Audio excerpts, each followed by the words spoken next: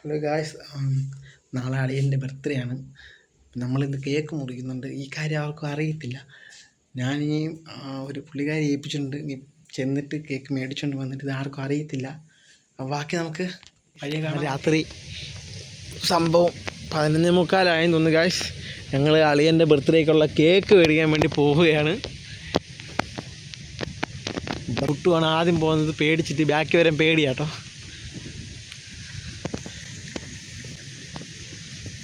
അവരറിഞ്ഞിട്ടില്ല, അവർ cinema കണ്ട് കിടക്കുമെന്ന് തോന്നുന്നു.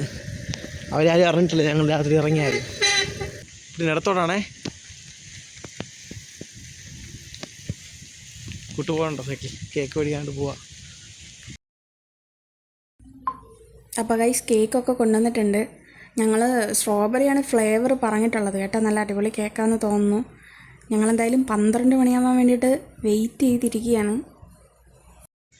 Guys. അപ്പം നമ്മൾ പോവാണ് ഗായ്സ്.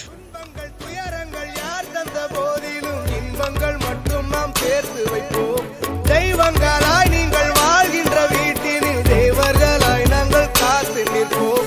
மண்ணில் சிறு பறவை வாழ மரம்தான் இடம் கொடுத்திடும்.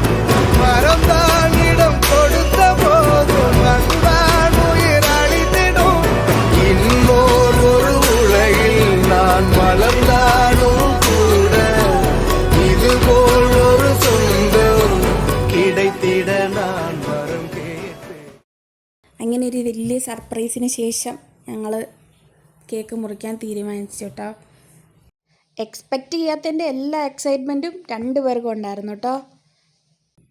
ഞങ്ങൾ പ്രതീക്ഷിച്ചതിനേക്കാൾ കൂടുതൽ അവർ 2 പേരും നല്ലപോലെ സർപ്രൈസായി. നമ്മൾ ചേച്ചിയുടെ അടുത്തും അങ്ങനെ കാര്യങ്ങളൊന്നും പറഞ്ഞിട്ടില്ലായിരുന്നു. അപ്പം ചേച്ചിയും പെട്ടെന്ന് കണ്ടപ്പോൾ ഞെട്ടി. പ്രതീക്ഷിച്ചിട്ടില്ലായിരുന്നു ഇങ്ങനെ ഒരു സർപ്രൈസ് ഉണ്ടാവുമെന്ന്. ഞങ്ങളൊരു ക്ലൂ പോലും കൊടുക്കാതെ എല്ലാം സെറ്റാക്കി വെച്ച്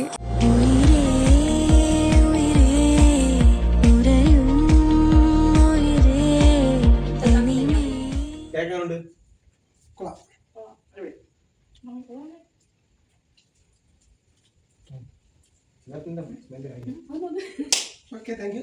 ഓക്കെ.